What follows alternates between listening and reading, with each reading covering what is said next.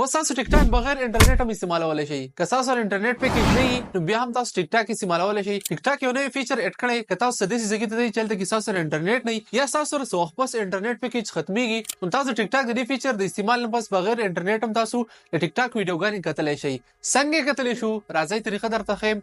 ویډیو ځان سره سیو کړئ هسې نه چې بیا درنه هیر شي. د ټول لول خو تاسو خپل ټیک ټاک اپډیټ کړئ ځکه دا نوی راغلی دی. که تاسو ټیک ټاک اپډیټ نه وي نو دا فیچر به تاسو په ټیک ټاک کې نه وي. پلی سټور ته لاړ شئ او ټیک ټاک اپډیټ کړئ. بیا تاسو ټیک ټاک اپلیکیشن اوپن کړئ خپل پروفایل ته راشئ.